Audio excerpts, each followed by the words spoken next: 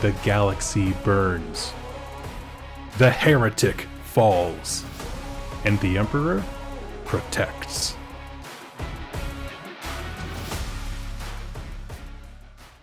Welcome, Imperial citizens, to The Emperor Protects. My name is Doug, along with my co-host Dan. How you doing, man? I'm doing great, my friend. Awesome. And we have a heck of a book today. I'm very excited about it because I honestly think I had to stop reading it at some point, like when I first read it, because I honestly didn't remember the ending. So as I'm rereading it now, I'm like, oh my god, this is incredible. We're talking all about Mechnicum, which is probably, I think, one of the more foundational books for the Horus Heresy that isn't a Space Marine thing, right? Yes. Okay. Sure.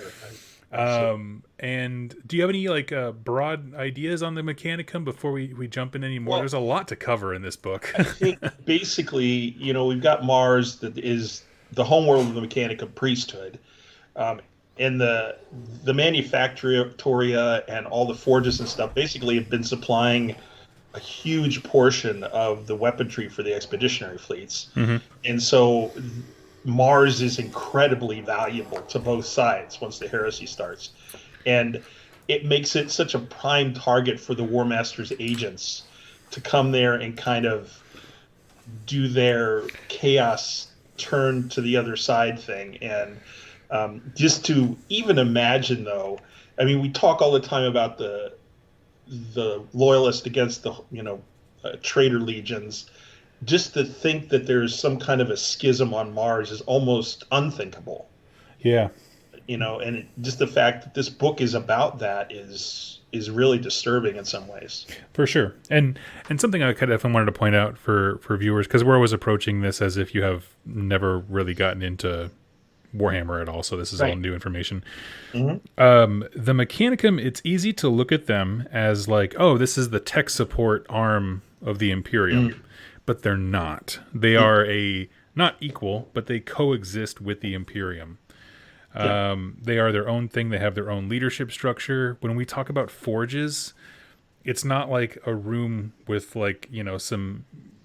something for pressing or grinding metal. Like, forges are a nation state unto themselves, with all kinds of weapons and secrets and corridors and employees and people whose whole lives exist within a forge. And so the scale of what we're talking about is massive. So like when, as Dan just pointed out, like when there's a schism on Mars, I mean, relative in the setting, Mars is the backyard. It's like in your home. So yes. And the events that we'll talk about today, we'll kind of do a quick rundown of the Mechanicum themselves. But really what we're talking about is both a civil war within the Imperium, of which the Mechanicum is a part.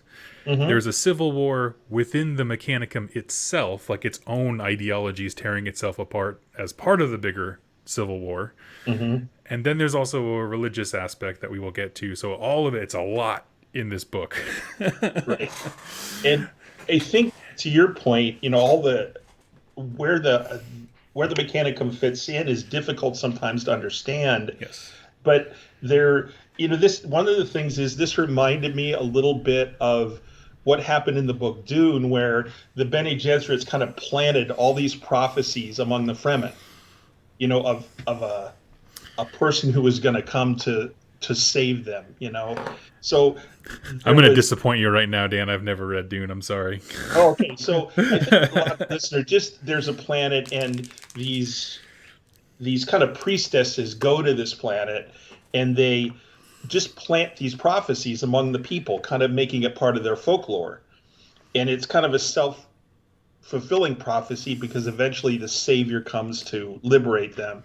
And, we got the Mechanicum has the same kind of thing that was planted by the Emperor. And there's a prophecy that everyone on Mars, and there's billions of people on Mars. And that's the other thing I think that a lot of people don't think about. But it is a planet, and all the people there, I mean, there's humans, there's enhanced, there's all types of, humans, but it is a human planet with billions of people. Yeah.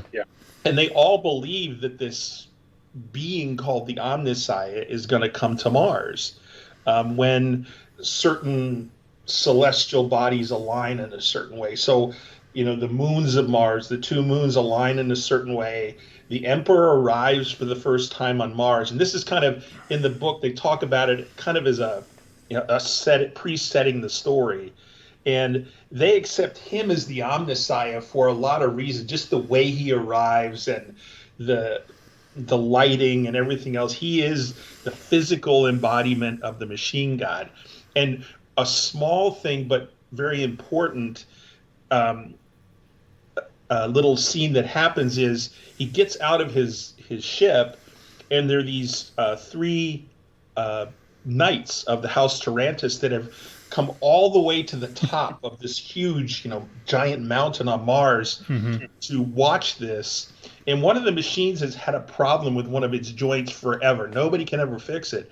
And the Emperor just walks up, and it's one of the most famous quotes, I think. He just says, "Machine, heal thyself." Yep. And all of a sudden, poof, but it's not like this is just out of context. Like millions of people have just seen this happen. So the Emperor just made himself their god by doing something. He performed a real life, to them that was a miracle to heal a machine. Of course. And so that's kind of the background for how we got to this. And this is hundreds and hundreds of years before the events dug on Mars, as the story tells this, goes on. Yes, absolutely. And very, very good synopsis there. Essentially, the Mechnicum is they revere a deity that is technology based. It's a whole religion that's technology based. Yes. And so their convictions are kind of in line with what the Emperor wants, and we'll talk about what kind of trouble that causes here in a bit. But ultimately, it's an incredibly interesting faction, and it has its own reflection of all the things that went wrong in the galaxy, and frankly, how the Emperor is a part of all of them. Like everything that went wrong, he's got some hand in. So it's just like, well, he was never off to a great start. No. And I think there are, as we talked about that background, I think there's a few specific things we could, talk about specific people as we go along. But really, the story kind of revolves about a young scribe. Her name is Dahlia Cythera. Yes. And she has these connections to the ether. They don't call it the warp. She's incredibly logical and intelligent in her thinking. So she's a big part of this. Calbor Hall, who is the Fabricator General of Mars, he's the big kahuna on Mars, and some things happen with him. And we've got Titan legions. That's the other thing. Most of the Titan legions that are part of the Imperium consider Mars their home world. Yes. Almost every one of them. So they're very, very much connected to Mars. And then we have this weird thing that starts revealing itself in the story. There's this powerful entity that we're not sure what it really is, but we're going to find out more about it. But it's somewhere on Mars, and they're just veiled references to it early on. But those are kind of, I think, some of the main things that are going on as the story, kind of progresses. Yes, and we'll touch on those. Actually, one of the things I wanted to point out here as we're taking you through this book, because they decided to, is it Graham McNeil, the writer, I believe? Graham McNeil, yes. He decided to basically tell the story of Mars from a few different perspectives. And so rather than trying to dash back and forth like in No Fear, where all the stories are congruent and they all immediately affect one another, this book, the stories are kind of separate until the end when they kind of converge. Mm-hmm. And so we're going to follow that lead. We're actually going to do each story separately, and then we'll just pause when they all kind of come together there at the end. Okay. Just because I think it makes the most sense for making sure no one gets lost, because there's a lot of names in this, and that was one of the things that got to me with the audiobook is like, who the heck is this guy? Oh, he's important. Okay, cool. Right. So let's start with the story of Dahlia. We meet Dahlia outside the principal's office, so to speak, the principal being the people who are either going to kill her or turn her into a living robot, a servitor. And why is she outside the principal's office, Dan? So she's in the principal's office because she actually made her cogitator or computer. She improved it, Yes. and this is heresy. Like you don't improve anything. Everything is as it is because it's supposed to be that way. And when you use innovation to make advancement rather than just discovering something laying here, that's just verboten, and it is literally a capital offense. And so Yes. she is being marched off the prison. Yes. It's important to remember the Mechanicum is about technology, but not innovation. There's a difference. Yes. Yeah. And they hit it. They started off with that of like she dared to give herself a software update. Oops. Yeah, exactly. I mean, I'm sure it's a little bit more intense than that, but you know what I mean. Nobody will Like, notice. Wrong. yeah, it's like you're thinking 10,000 times faster than you used to. It's like, yeah. So she's in trouble, and she gets picked up by a Skitari named Romu 31. Yeah. Who, one of the things about Dahlia, we'll kind of just sidetrack about her so we don't have to keep repeating it. She is connected to what they call the ether, as you mentioned. It's sort of like she's a psyker, but she's a very specific kind of one where there's something about machines. She's able to learn things, never forget them. So, a perfect memory. But there's also something intuitive where she can see how things are connected in ways that others can't, or people who have studied Mechanica stuff their whole lives struggle to piece together. She just intuits technology. Yes. And that's how she was able to increase the efficiency of basically her brain on her own, unauthorized, for lack of a better word.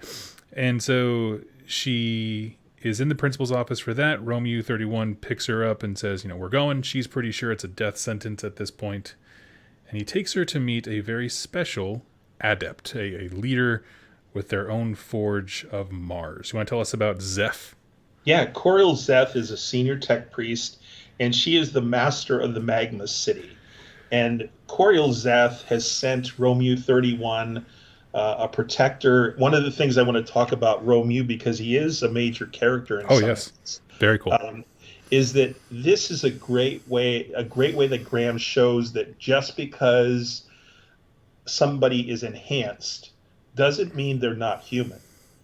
Because Ro, even though his voice is the way Toby Longworth reads it, his voice is very monotone, his reactions and the things he does are very human. Yes. So I think that's really cool the way he built that into his character, and he becomes basically her companion for the rest of the story, and was sent there by Koriel Zeth, who you mentioned.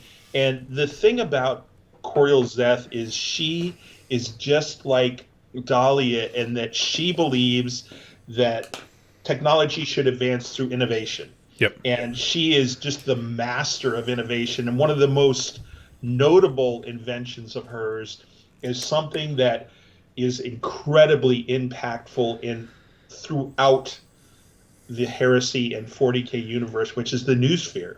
Yes. We hear about it all the time, and it's just kind of randomly, just kind of, nobody thinks about it. But she invented this thing, and it's going to have, in terms of the Schism, some pretty significant impact.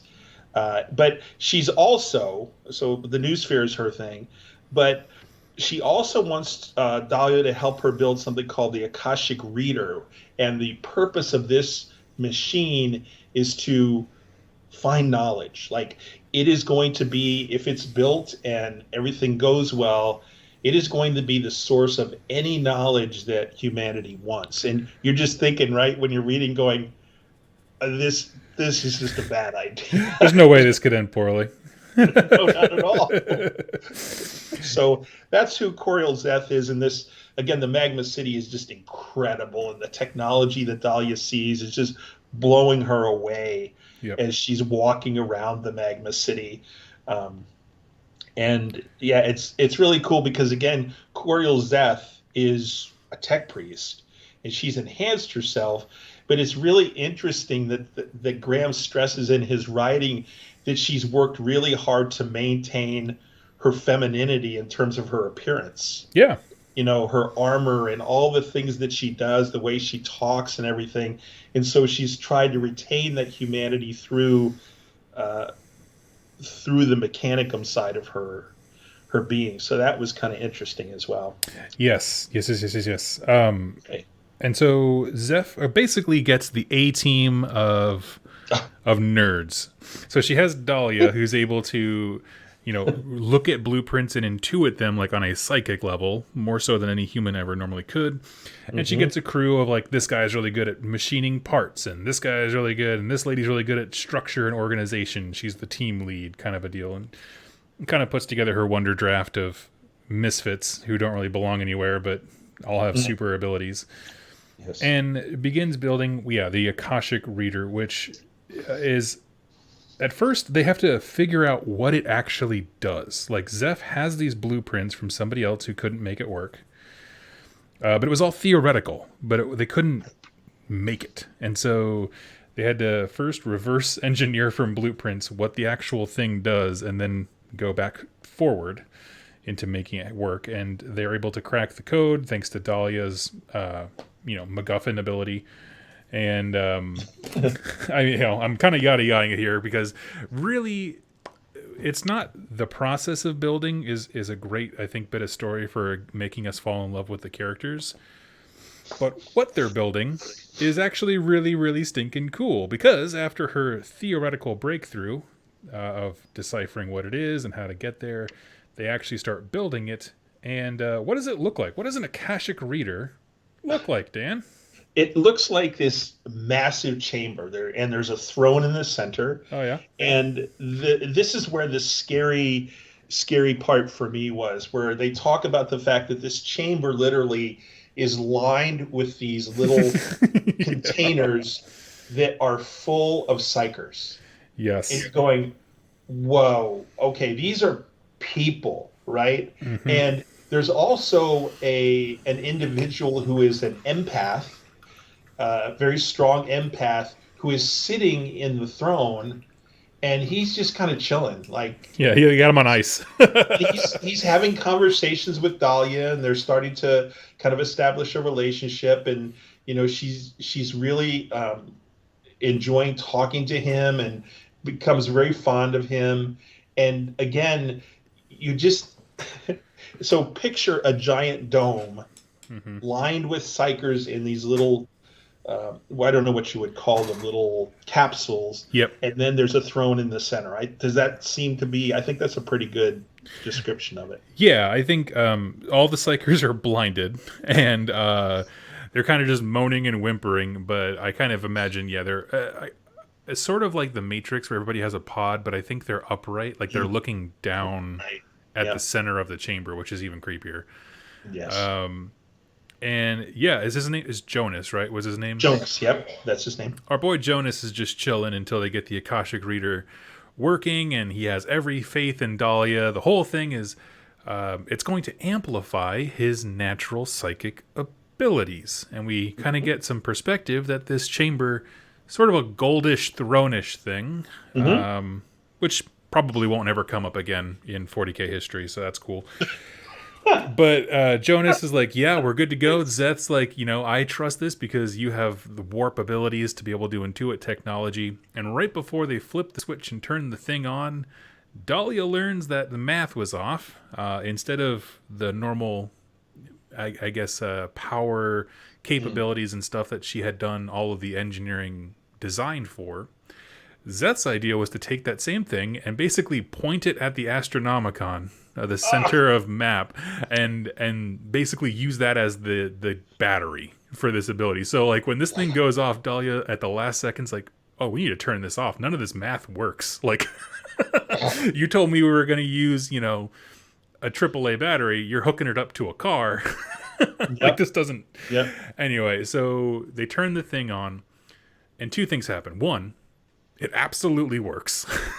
And with awesome results, the light of Terra goes straight into Jonas. He has access to all knowledge to the point where he discorporeates. He no longer has a physical form. At the same time, Dahlia is trying to open the door to save him, And what is essentially happening is when she opens the door to the chamber, it is like walking into hell itself without a Geller field. She's a psyker walking into this room that is just the most intense beacon of psychic energy to ever exist. And she watches Jonas basically evaporate. All the psychers are killed, and he gives her a message. Do you want to take it for a little bit, or do you want me to keep going? Well, I mean, go ahead, keep going. It's just that the message is really in the form of a vision. Yes. And so she starts seeing things, right? Yep. Yes. And, just kind of pointing this out, because I think Graham McNeil did a great job of this, is Dahlia's journey goes from learning and intuiting information to belief, prophecy, like the things that influence her start to change over the course of the book. And I think that's a really cool thing. Like, because Mechanicum rather, have a duality to them of technology and religion. And so I feel like she explored all of that when it came to, she starts with reverse engineering blueprints, which makes sense, to I sense a disturbance in the force. And then it has Zeth shaking her head. But yeah, she gets kind of sent along a series of breadcrumb trails, and Jonas points her in the direction of the Noctis. What's the Labyrinthus. I can't handle these Harry Potter level names, but the Noctis Labyrinthus, basically the dark side of Mars that nobody wants to go to. Nobody builds forges there. It's like the Here Be Dragons type of thing where we just don't go there. Right. And so Dahlia goes to her crew. She doesn't tell Zeth what's going on about her visions or pull towards the Noctis Labyrinthus. At this point, she's like, I don't know if I can trust Zeth. The adept who saved her life and gave her purpose. They get along well, but it's like, you didn't tell me that you were going to channel the might of God into this dude's skull and it got him killed. So, like, we're not super friends right now. Well, and this is one of the things I think you point something important out, is that Dahlia is a very sympathetic person. She really just loves people. She loves being around people. And when she, kind of, started having this relationship, this friendship with Jonas, she just really enjoyed being around him. And so when this, you talked about the Astronomicon powering, it overpowered it, like superpowered this thing. And just thousands of psychers were just toasted within seconds. And Jonas was just screaming in pain. And this is this person who she really loved in a lot of ways as a friend. And she's just watching him suffer just unbelievably. And so you can understand why she's like, what the hell was Zeth? Yep. She just did this and didn't think, no second thoughts at all. She just destroyed my friend horribly in pain. And now what? Yeah, right. Ultimately, Dahlia views the test as a failure because there's nothing tangible to walk away with, and Jonas is dead, and Zeph's like, this is awesome. We're crushing it. And so she's like, reset, rebuild it. Let's do it again.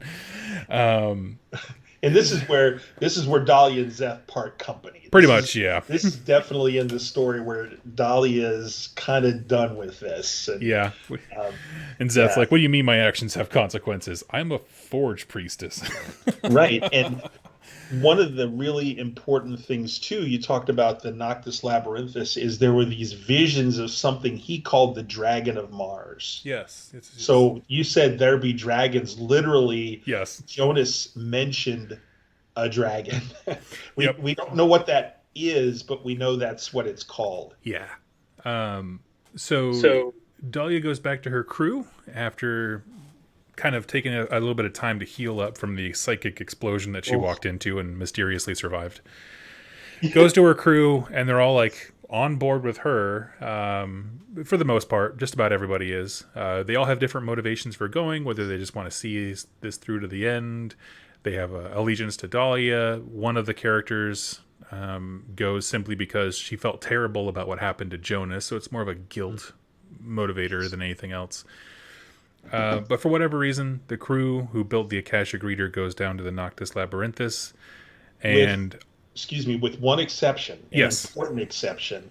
which is kind of the supervisor lady you talked about. Yes. She has decided that she can't go, she needs to do other things, and her staying behind has repercussions. Yes. And as they're going, they're just about out of the initial city where they start, because it's like a whole crossing the planet to get down to where this thing is, or whatever they're being pulled to. And they're on a train at one point, and a giant machine rocks up to the train tracks and just pumps it full of lead. I mean, like Bonnie and Clyde style murder fest of just tens of thousands of rounds of ammunition into this train. It's clearly trying to kill Dahlia and her crew. There are some weird things about this machine, though. And as we're going through the story of survival, Dahlia herself, after her time in the Akashic Reader hellscape, has kind of gotten that whole, like, I don't know, Neo from the Matrix connection to machines. He can kind of feel them, or she, rather, can kind of feel them more and intuit things on another level. She got a power up. And one of the things she can do is, as this machine's attacking, she can kind of fool its senses, project camouflage, as it were. Yeah. And she's kind of figuring it out in real time, which is fun for me as a reader. Dan, you want to talk about this machine? Because it comes up a lot. Yeah, when we talk about the other pieces, when we go into the schism part of the thing, this machine is it's called the Kaban Machine, we find out eventually. And we first see it actually earlier in the book. We'll talk about that part of it later, but we see it when it is noticed by some knights. Yes. These same knights of the House Tyrannus we had just talked about. And when there's this battle going on, one of the things, it's basically when you think of a servitor on tracks, it looks like the bottom you can picture as a tank with treads. Yep. The top is kind of a bulbous, I don't know, just a bulb, a big globe on the top. And then it has mechadendrites coming out with lasers and cannons and all kinds of stuff on it.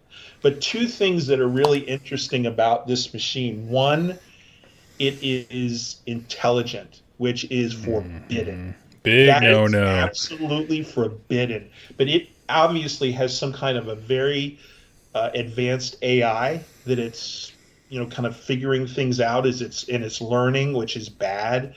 And the other thing is, they notice it has void shields. Now think about that. You think about a Lehman Roost that has void shields. Yep. There is something. If the whole AI thing wasn't bad enough, there's something just totally wrong about this machine. Yeah, it has way too much technology and freedom, and people are like, "What is that?" Yep.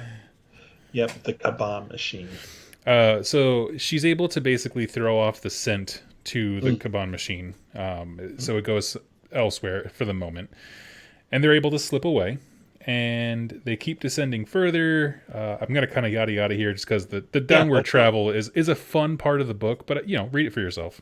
Yes. And we get down to the Noctis Labyrinthus, where Dahlia meets a very strange man, and I actually like the outline you did here in your show notes.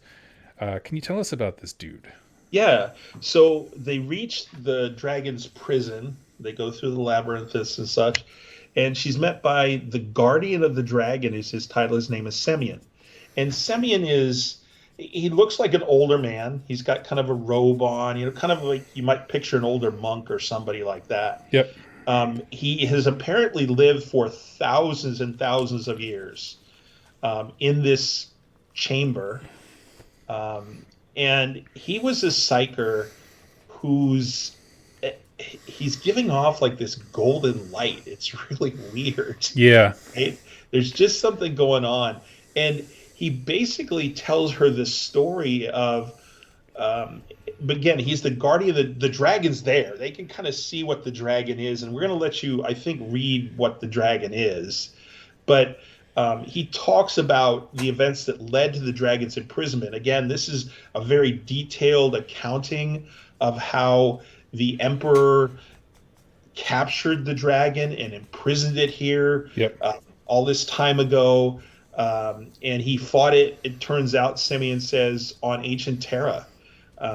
And he explains that the Guardians are chosen by the Emperor. So, Yes. here's Dahlia, who is loyal to the Emperor, still through all the things it's gone through, and he gives her the inside scoop now that the Emperor has laid the foundations of what became the Mechanicum. He is why the Mechanicum even exists. Yes. Because of all the things he does wrong, one of the things he did right was he foresaw the need of the forges on Mars. He knew that the Imperium was going to need this kind of just mega technology manufacturing center in his Imperium, and so he, kind of started Mars and planted the seeds. And he is the one, as we spoke earlier, who kind of seeded the prophecies of his own arrival, which is like, okay. Yeah, it's messed up. And it's also intimated here that the technologies that are gleaned from the dragon serve the Emperor's purposes. And this reminds me a little bit of what we talked about in First Heretic when Argyle and the other word bearers had that vision of the Emperor's laboratory.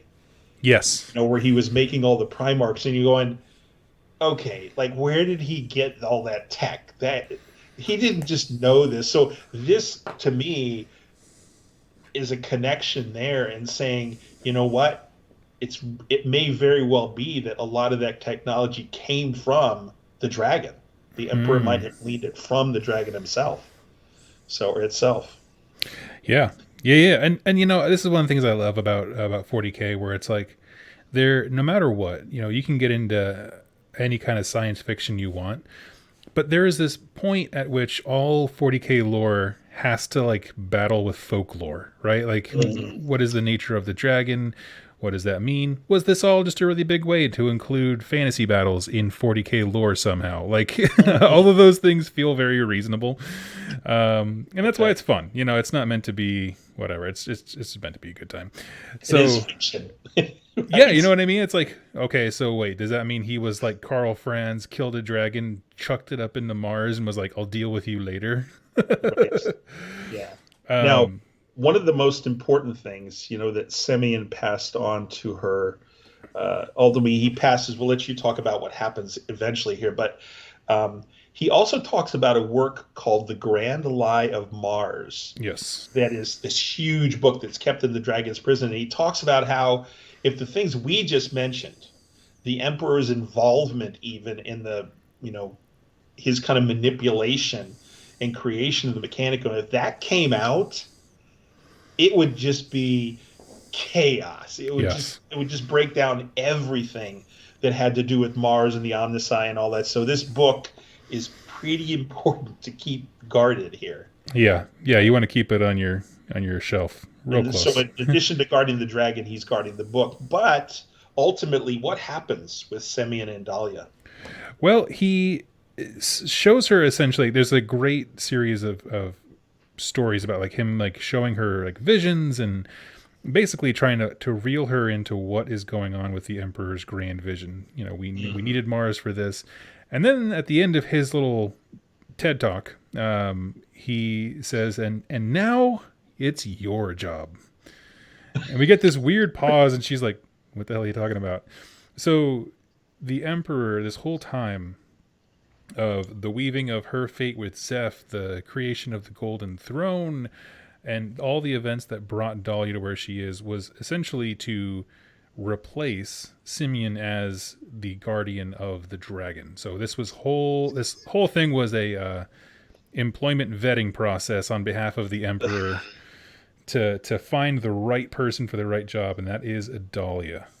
Yes. And yes. She becomes the guardian of the dragon. It says for 10,000 years, which would bring her up to 40K, which is cool.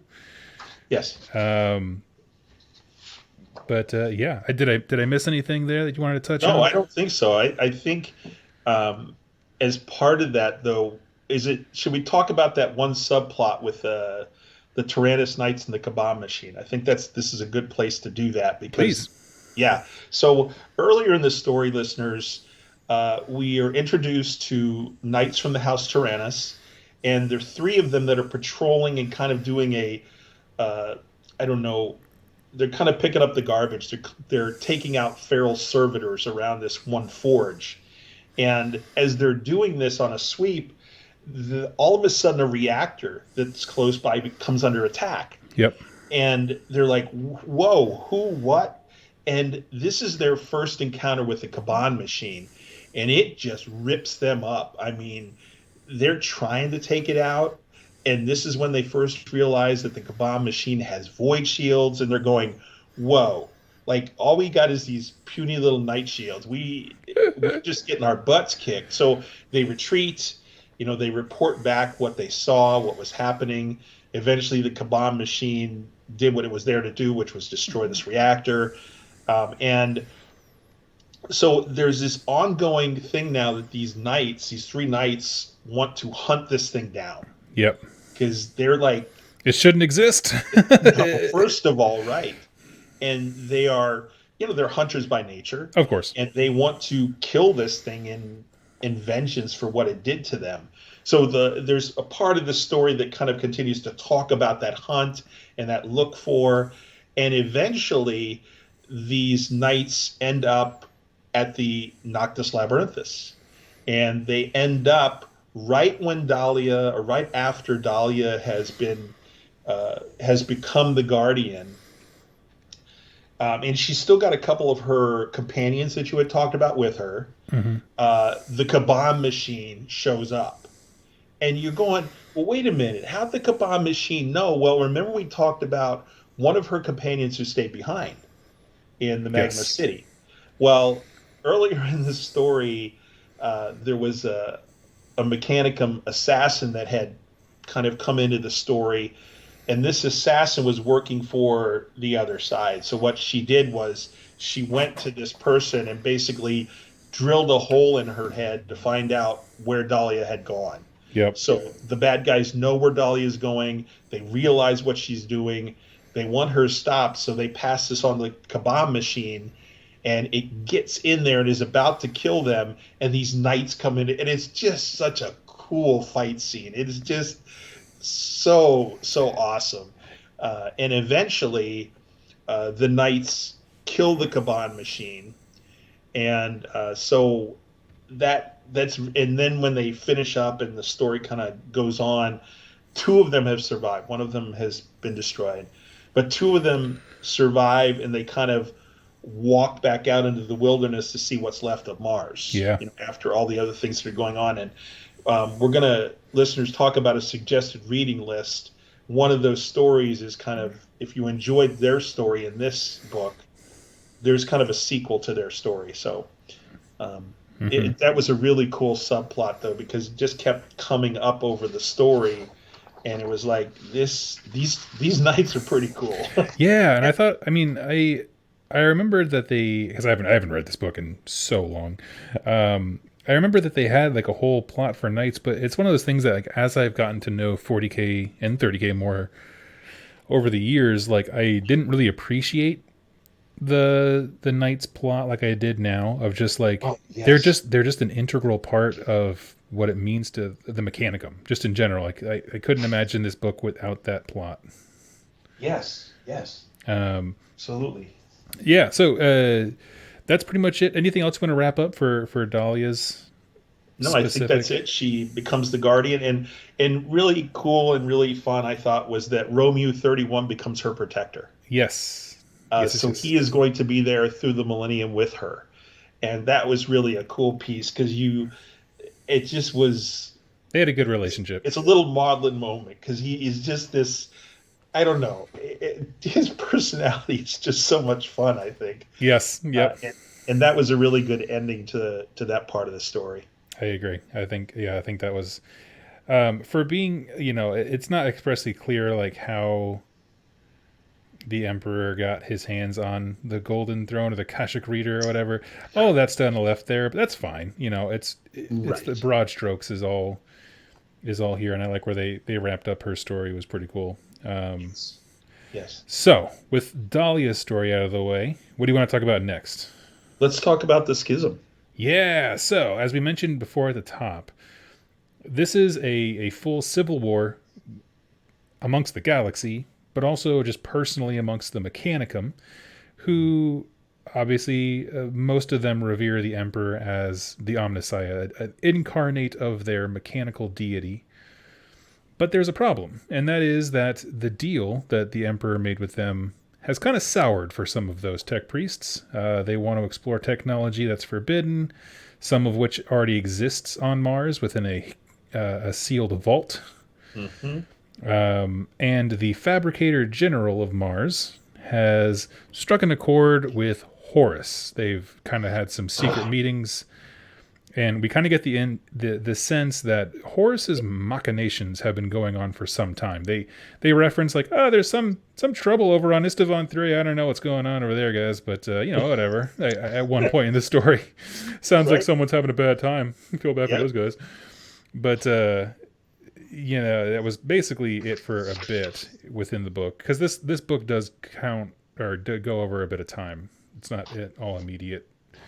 And I think Graham really brings out it's almost a rabid avarice and mistrust and jealousy on the part of Calbor Hall. I mean, it's virulent. That's the Fabricator General. Yeah, of the fact that the Emperor has lied to us, and not lied to us. He hasn't given us what we deserve, and Horus is just like, oh, you can just see him going, this is perfect. Yeah, and so I'm going to send my buddy Regulus, who we've talked about before, was his Mechanicus representative, and he has a thumb drive.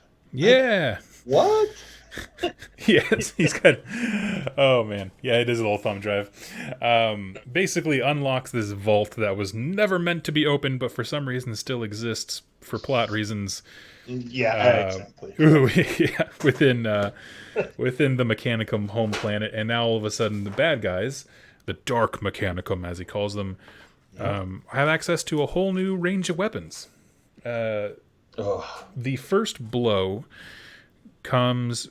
I mean, assuming they kind of mention the events on Istvan 3, I think it's when the full-blown thing happens on Istvan 5, roughly, is when Calbor Hall unleashes the scrap code, which we talked about in No Fear. It's imagine a demonic software program that has its own intelligence to go in and infect and shut down things. Things like it'll make your generators go awry, so they blow up. I mean, that's that kind of offensive cyber warfare. But on Mars, where everything is connected and they all share resources and connections through power regulators and stuff, when this happens, it is anarchy. The entire planet goes insane. So if they knew that you were on the side of the Fabricator General and therefore Horus, you got left alone. You were not touched by the scrap code, or you were immune to it and it was already in your system. Anyone who they knew was opposed, like, it's the kind of thing where, oh, your forge is powered by, magma generators under the earth. We're going to just detonate them. Like, what the crap? Yeah. And they just annihilate, like, when I say forges, again, these are like nation states, huge cities, metropolises, where they construct the things that go on to serve billions of Imperial citizens in the war. So, like, huge area to annihilate. And so a few of those places, though, that they were either unsure of, or there was a few places that the scrap code didn't reach. Oh, and that is just, that is so cool, because, the thing that's weird about this to me when I, listen to it again, Doug, is that they launched the scrap code. They're underway. The heresy and the schism, the rebellion is underway, but a lot of the loyalists aren't aware of it. Yes, they really still don't know what's going on. Yep. And so Koriel Zeth, gets a visit from Melchior, who is Calbor Hall's emissary and this Mechanicum assassin we mentioned earlier. And it's not Melchior, is it? That's the sigillite. It's Melchior. Melchior. It sounds like Melchior, but it's not. Yeah, it's Melchior. Cool. Thing. Yeah. And so really there's two purposes. One is to get this assassin kind of into the Magma City, Yep. but two, to kind of give her a last chance to kind of, Yeah. go along to get along, because they realized that her new sphere has kept her forges protected. Yep. So this invention that she made, that the scrap code is useless against her. And interestingly enough, here's another really important character in the Heresy, is Fabricator Locum Kane, who is like the second in command. He's like the sub Kelbor Hall. He's Yep. like second in command on the planet. His forges are also immune because he has also incorporated the Noosphere. So they're like, well, we'd rather not fight her if we can. And basically, this conversation between Melchior and and Zeth is, she's just not having any of it. She's not a fool. Yeah. And she's just like, get the hell out of my place, because you're talking stuff I don't want to talk about, and there's nothing you can do. So just go away, Yep. And so that was really important, the fact that Zeth and Kane were both immune for until very, very late in this story. For sure. And if we're going with our cyber warfare analogy, imagine that they like used an encrypted network or something like that, more so than anybody else would have. Just so the idea is like, why is this one forge that's against us still functional? They don't even need power from anywhere else because they're a magma forge. They are underground. They can do whatever they want. Yeah. And so it's one of those join or die moments. And I loved the conversation of Zeth and basically the posturing and that kind of stuff really came through in the audiobook format from the emissary. So I don't know. It was cool. It was a great conversation. Yeah. And there's something on just at the end. We're going to talk about something that actually goes on between Zeth and this assassin at the end of the book, which is also really cool. Yeah. I mean, and they're introducing a lot of different aspects of Mechnicum, and like their assassins are terrifying sounding. Like they sound awful. And they make 40K assassins seem like trainees or something. Like it just... Yeah. Super scary person, and throughout that they're able to learn kind of where Dahlia's location is. They kind of scrap up one of her servitors and not servitors, her servants, or her second in command, Zeth. Yep. And at that point, it's kind of interesting. So while the crew is descending into the Noctis Labyrinthum, it really is a slow burn on Mars, because at first, all of their major enemies are knocked out. There's a whole bunch of people we're not really sure where they're going to go, but the whole planet hasn't announced a declaration to the Imperium that they're with Horus. They're kind of keeping it low key. So even Terra, where Big E is like, they all know there's something happening on Mars. Everyone's like, this planet is screwed, but we have no idea what's going on. Because half the warfare is digital and can't see it. Where do we want to go from here? Well, I think it would be worth mentioning the two Titan legions that are currently on Mars. Yes. Tempestus and Mortis. And they've always had kind of this friendly rivalry, the very different mindsets, very different set of ethics. But they've both been loyal. But Mortis has decided, once Kelbor Hall made his choices, that he was going to side with the Fabricator General. And it was interesting that they're I'm trying to think of where am I got the name somewhere. The princeps, the lead princeps of Mortis and the lead princess of Tempestus are kind of having this, they're just kind of a verbal battle in this big conference that's going on. Yep. And you just knew that something was going to happen. So eventually what happens is Mortis marches on Tempestus. And Tempestus is like, why are they marching on? Like, there's no active combat going on, right? Yep. And so Tempestus is this reminds me a lot of Istvan 5 when the Loyalists are like, hey, reinforcements are here. This is great. And all of a sudden, things go way bad. And so it was interesting that first blood is actually drawn by Mortis, not by firepower, but they get close enough that they unleash just waves of this scrap coat in the Tempestus machines, their Titans, and they just literally just melt. Like Yep. there's liquid pouring out of them, and the people inside are just their their eyeballs are just busting, and so they didn't even have to fire a shot. They kind of walk close, and then they kind of walk away. And you're like, that was so weird. But that was the first shot that was really fired across the bow.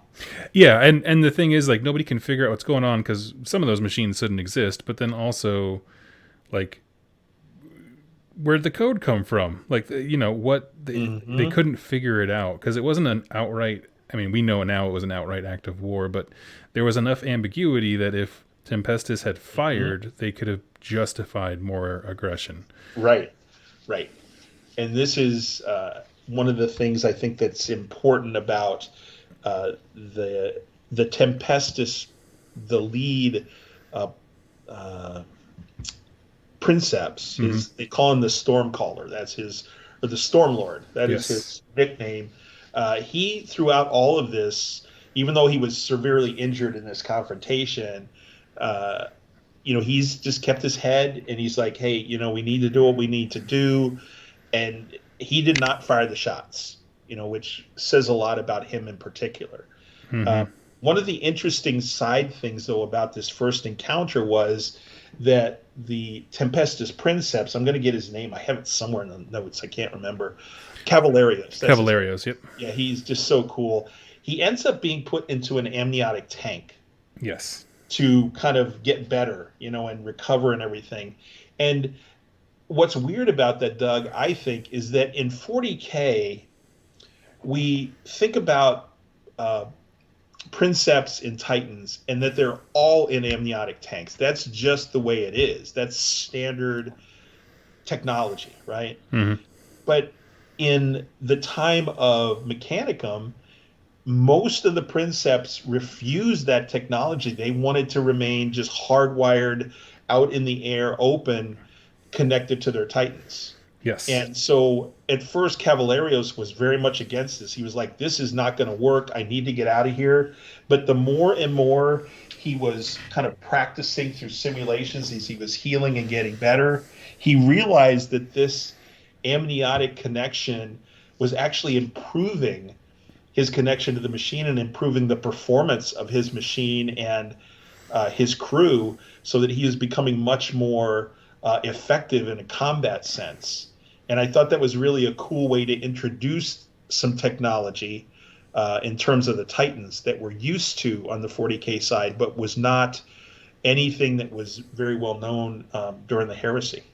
Yeah, absolutely. Yeah. And I think his story was a really fun one of someone who, he's a good character because he's very like determined, has a lot of grit, but the whole thing is like, he gives us great insight into what it's like to be, I don't know, in charge of one of these larger than life Titans. I mean, just that he has to exert an immense amount of willpower to get it to do what it needs to do. And yes. I will say, after like the fourth time of them being like, Princeps Cavalleros couldn't imagine a life outside of this tub of whatever vat of junk. He's so connected to the machine spear. After a while, I was just like, okay, well documented. Move along. We understand the dude loves his life as a jellyfish. Can we get back to the plot? That's true. But it is a very cool story about his little kind of personal comeback. Yeah, and I think that's an interesting. There's a lot of back and forth between Mortis and Tempestus during the story, and that's kind of one of the subplots that we'll eventually here. We're going to talk about how it comes to a head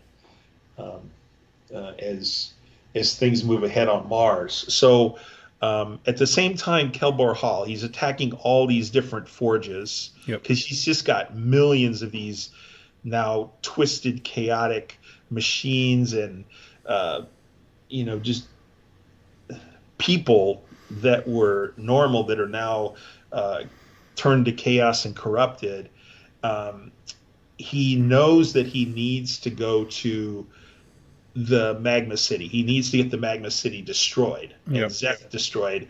So he sends Mortis to destroy the Magma City, and then he sends Mortis to destroy Kane in his forge. So those two forges are the objects of Mortis. And I was trying to figure it out. Their princeps is called Camulus. That's his name.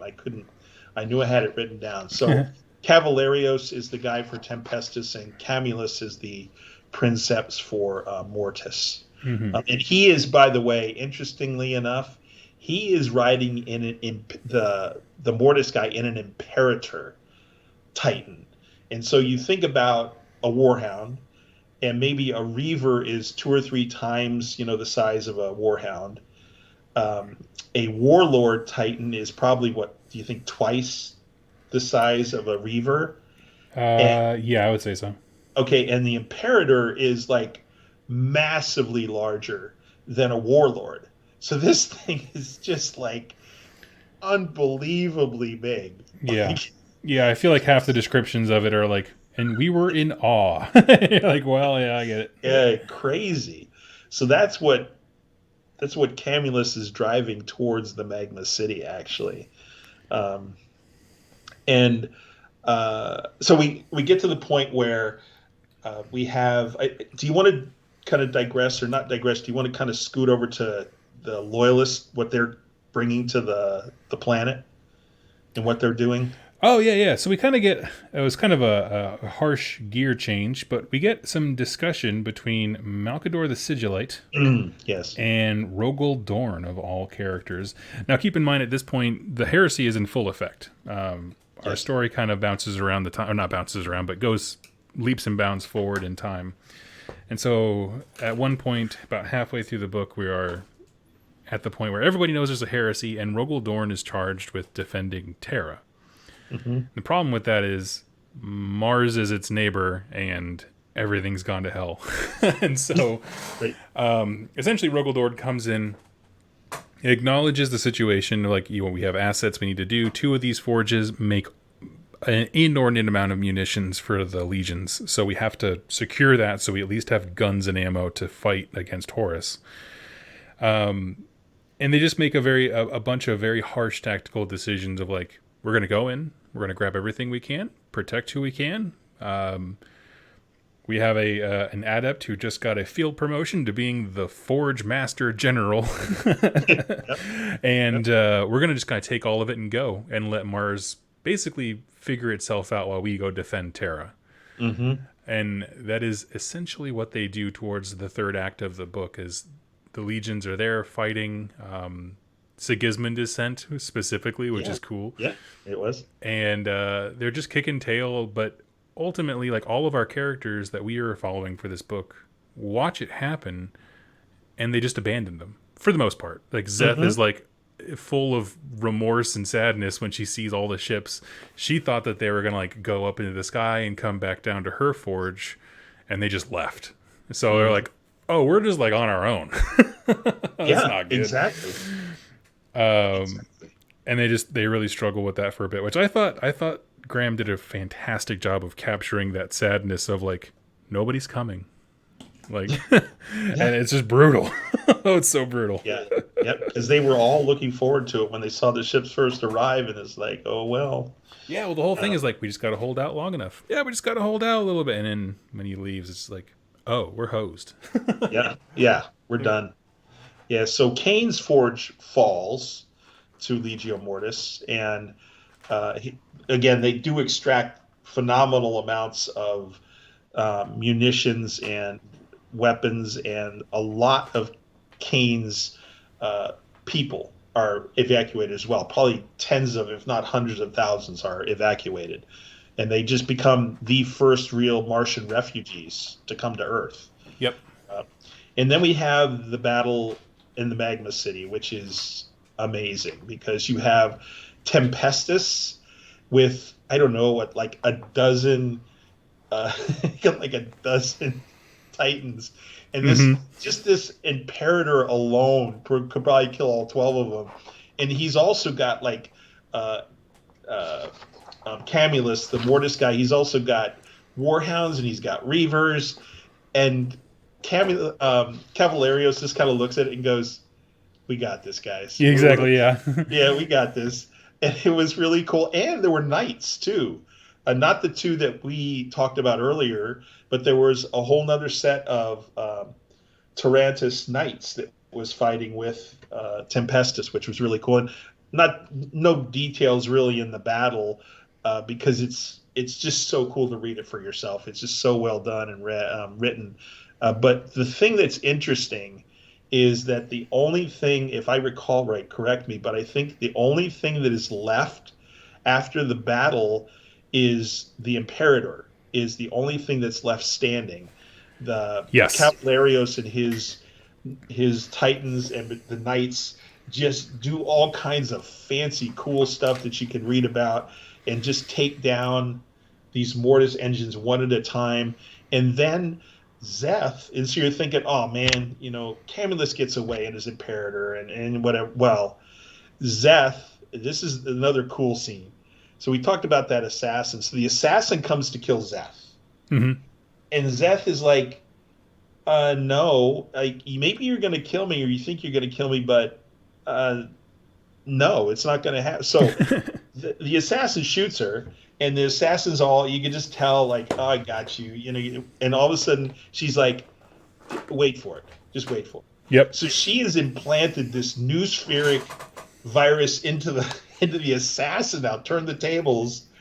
And so first thing that locks up is these stupid, like, flying boots that the assassin has. Yes. And she just falls to the floor, and her legs are just laying there. She can't even move because they're too heavy. And she just starts slowly but surely degrading from what Zeth has done to her. And it was so cool. And then Zeth also has started a sequence that is going to unleash all of the magma that has been previously utilized and channeled, to power, as you said, her forge. And this magma just destroys all of the Dark Mechanicum forces, and there's just tens of thousands of them. And I thought was cool, is that Camulus is starting to try to turn his Titan around to leave, but the magma gets to him. Yes. And it gets to his void shields, and it starts melting his ankles. And this Imperator just falls over on his face, and I'm like, yes, this is so cool. Like, yep. It was great that they ended up paying for what they ended up doing in terms of choices. So a really cool ending, I think, to the story, and it just so good. Mm-hmm. Mm-hmm. And as you said, it lays so much foundational lore for the rest of the Heresy and 40K itself. Oh my gosh, yes. Because I mean, just about everything here, at some point matters in 40K. I mean, mm-hmm. the Adeptus Mechanicus, as we know it, is born. Like, it's literally not called the Mechanicus before then. No. It is born from this schism, and so it's this very cool, like, way to introduce what is essentially, it's a new faction. Now that they're unified behind mm-hmm. the Emperor, once it's all said and done.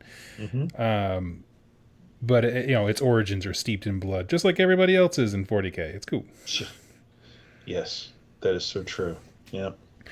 Do you have any favorite parts of the book here? I mean, that's the broad strokes, right? We figured out. I think a couple of the battles. I think the final battle between the Tarantus Knights and the Kaban Machine was really cool to me, because I just loved the characters and the way they talk to each other and their interactions of these three knights. So the fact that they got some satisfaction, I thought was cool, in the way that part of the story was written.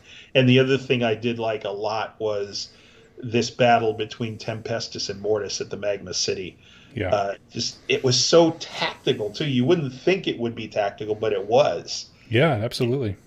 It was so cool the way Graham wrote the battle as it progressed in different stages of the battle and so mm-hmm. forth. So no, I thought it was absolutely wonderful. Did you have a couple of favorite things, or? The battle scenes were all awesome. Like, for as much I guess, foundational lore and cool concepts are in this book. It's crazy to me how good the fight scenes are too. Like, it's a book that doesn't want for much. No. You know what I mean? Like, some books you're like, okay, this cues a little more of this, or maybe a little less action, a little more discussion. But this was just like, it's got everything, and I just love it. Yes.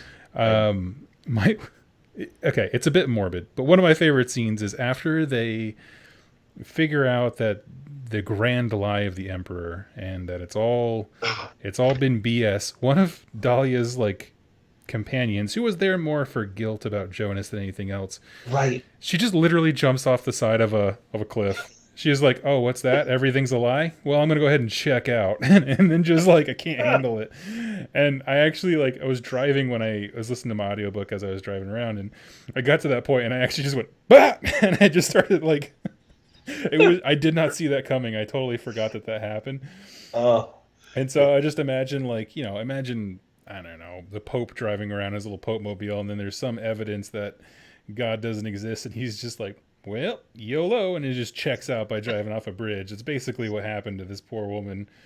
I was just like, oh, I mean, just the idea of like the lie is so big and so ridiculous that people's worldviews don't work with it, and it's just like, yep, that would absolutely yes. Yeah, I think your point too, that a lot of people when they read it may not make the connection between the reader and the Golden Throne. Yes, the reader was the prototype of the Golden Throne, and I think that's so important to take from this book, to understand that's where it came from. Yes, and the thing that was Dahlia's job was to create a device that amplifies psychic power. It eventually goes into the Emperor. I mean, that's. But one thing, because I'm not, obviously, we're doing this podcast to learn together, and there's something that I didn't quite understand. So the Astronomicon is different than the Golden Throne. The Golden Throne powers it. Is that right? That's correct. Yeah. Okay. That's my understanding of it. Okay. Yeah, because I mean, obviously it has to be, because they channeled the Astronomicon power to experiment on what we know as the Golden Throne. So I was just like, huh, okay, right. I mean, cool. It is separate. It's just that, I mean, the Astronomicon was there before the Golden Throne was there. That's true. It had to be. Yeah, you're right, because they had. Yep. It had to be. At least that's our interpretation, I think, of what we're seeing here. And yeah, the Astronomicon is still powered by psychers. I mean, there's this huge, monstrous psychic choir. If we, read certain books in the Heresy, we find that out, and how that all works. And part of the effect that had on that was when Magnus broke through and made his announcement to the Emperor, like thousands of these choir members died on Terra. And it's an interesting question I think you bring up, Doug, of how are the Astronomicon and the Golden Throne connected? What is the mechanic between those two things, since obviously the one existed before the other? Yeah. And I don't know if you guys know. Please leave in the comments. I'll bring it up next time, and we'll chat about it. Like, I know that they're different. I just was curious about their relationship as a more casual viewer. But I thought it's truly one of my favorite stories. I still think No Fear beats it, but in terms of a self-contained narrative, this is a fantastic book. Highly recommend.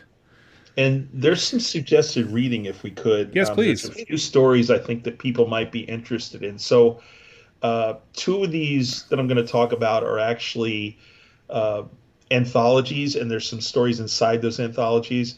But the first story I want to talk about is a standalone short story called The Lightning Hall.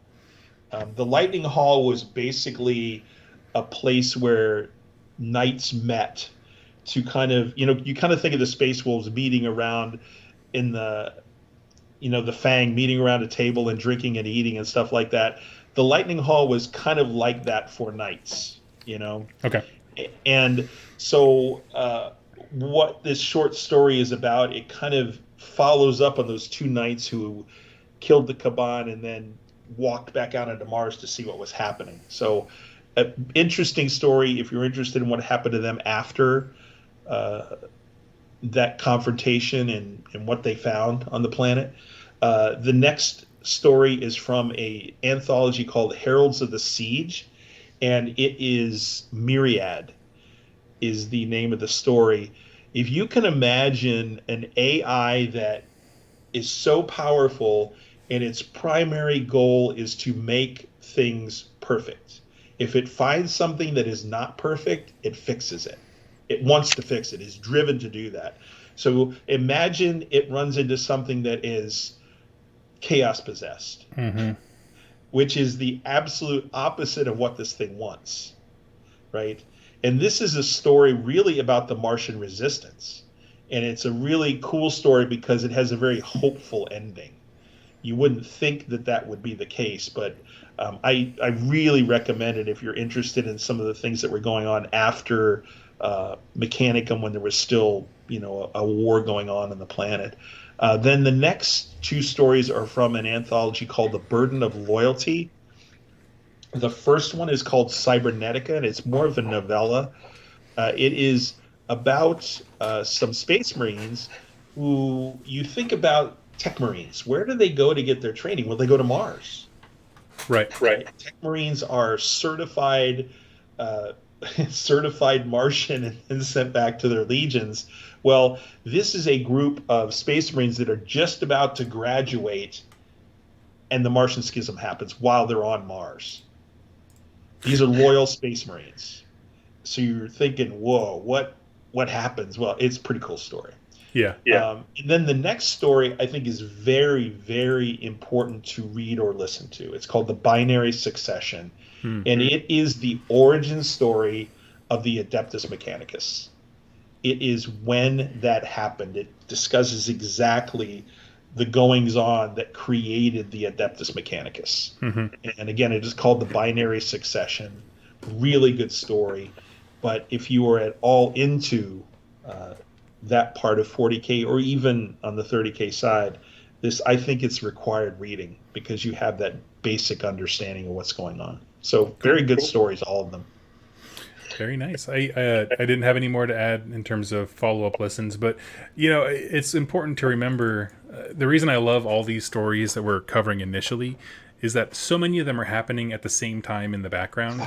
And it's just crazy to think of, like, at this exact moment you have the Space Wolves going after the Thousand Suns. You have the huge betrayal that's happening. And again, this book covers a bit of time, so it's Istvan 3 and Istvan 5 is when they're...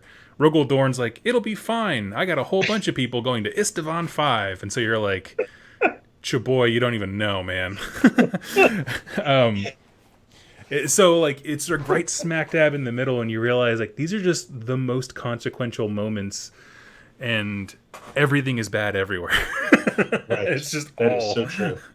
That is so true. And this book does not end in a positive way. I mean, in terms of, like, the good guys, Space Marines got in and took everything they needed. That's the only positive end, other than Dahlia getting a new job. Yeah, right. Like, because everyone we like is dead by the end of it, and you're like, whoa. Sure. But yeah, no. Even saying that, like, it's still such a good book. So, cool. Those are your favorite scenes. Do you have any last thoughts you want to put on there for Mechanicus? No, I don't think so. Okay. Just a very, very good wrap up of a lot of different names we're going to continue to hear. And ideas that we're going to continue to see, because we're going to see the Dark Mechanicum just continuously throughout the Heresy and into 40K. Of course. And so knowing where that happened and reading the story or listening to the story of how it happened is very, very revealing, I think, for a lot of people who might not know. So, absolutely. Great stuff. Absolutely. Okay, well, what are we thinking of reading in next? Do you have any ideas? I don't know. I know Legion isn't always a big favorite of people. I would certainly consider that because Alpha Legion is one of my favorite, and of course Dan Abnett, can't go wrong there. I don't know that, or maybe Thousand Suns. Maybe we talk about the Space Wolves and the Suns and how that tragic fall. I don't know. What are you thinking? I'm gonna make an executive decision between those two. I'm gonna go Thousand Suns. That's Perfect. Okay. While we're doing these foundational things, let's get all the crap that's happening simultaneously. Yes. Okay. Perfect.